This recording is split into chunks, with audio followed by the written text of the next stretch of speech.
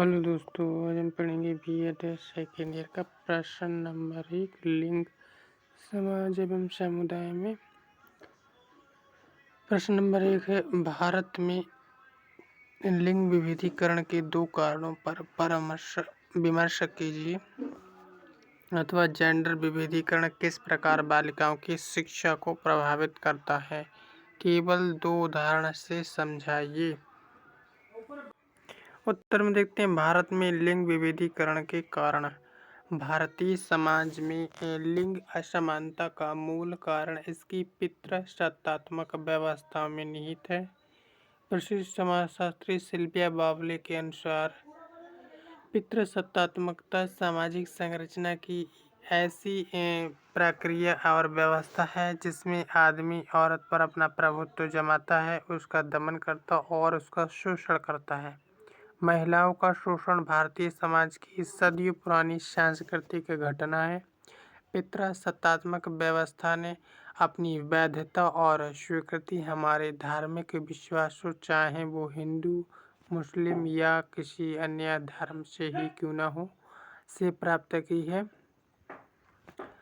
उदाहरण के लिए, प्राचीन भारतीय हिंदू कानून के निर्माता मनु के अनुसार ऐसा माना जाता है कि औरत को अपने बाल्यकाल में पिता के अधीन, शादी के बाद पति के अधीन और अपनी वृद्धावस्था या विधवा होने के बाद अपने पुत्र के अधीन रहना चाहिए। किसी भी परिस्थिति में उसे खुद को स्वतंत्र रहने की अनुमति नहीं है। मनु द्वारा महिलाओं के लिए ऊपर वर्णित स्थिति आज के आधुनिक युग की संरचना में भी महत्वपूर्ण है। यदि यहाँ वहाँ के कुछ अपवादों को छोड़ दें तो महिलाओं को घर में या घर के बाहर, समाज या दुनिया में स्वतंत्रता पूर्वक निर्णय लेने की कोई शक्ति नहीं मिली है। बालिका किसी भी समाज की महत्वपूर्ण कड़ी होती है, जो बड़ी होकर पत्नी, माँ, बहन और परिवार की आयोपार्जक बनकर महत्वपूर्ण भूमिका अदा करती है। भूमिकाएं अदा करती है, लेकिन दुख इस बात का है कि आज भी बालिका का जन्म लेना अशुभ माना जाता है, जिसके लिए हिंदू समाज और मनुस्मृति जिम्मेदार है। वैश्वीकरण और भूमंडलीकरण के युग में महिलाएं समाज में आज भी हाशिए पर हैं, और यही कारण है कि उन्हें आज भी हीन भावना की नज़रों से देखा जाता है। संविधान के अनुच्छेद 14 में यह व्यवस्था की थी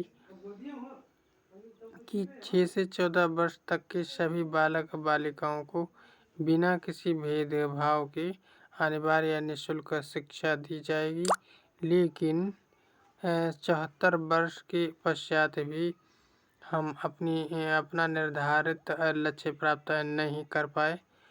जवाहरलाल नेहरू ने कहा था कि समाज में किसी भी पुरुष और महिला के साथ जाति, भाषा और लिंग भेद के आधार पर अन्याय और शोषण नहीं किया जाएगा, और भेदभाव की समस्या को समाप्त करने का वादा भी किया गया था।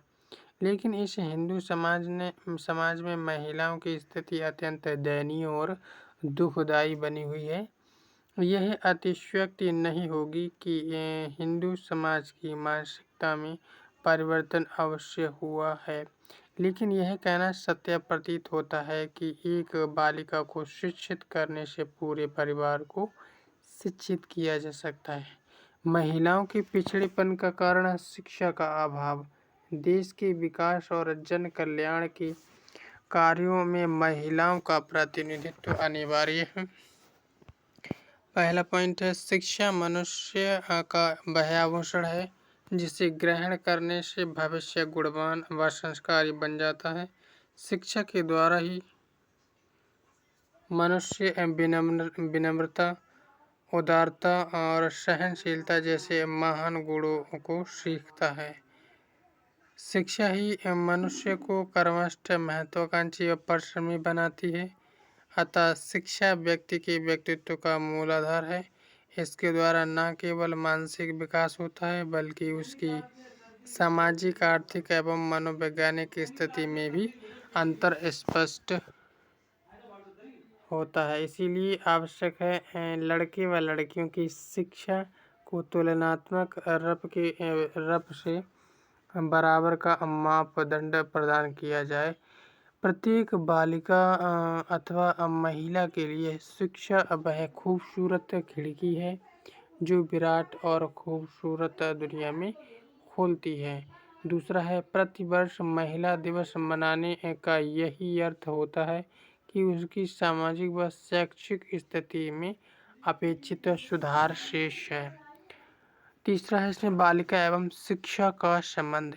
बालिका जिसके जन्म पर घर में कोई प्रश्न नहीं होता, जो जीवन भर सामाजिक कुरीतियों, भेदभाव, प्रताड़ना, उत्पीड़न, कुपोषण और शोषण का शिकार होती रहती हैं, ऐसी बालिका के लिए शिक्षा ही एक ऐसा अस्त्र बन सकता है जो न केवल उसके नैतिक, सामाजिक और शैक्षण अधिकार दिलाएगी, बल्कि उसे जीवन में आने वाली कठिनाइयों के सामने एक सशक्त महिला के रूप में खड़ा करेगा।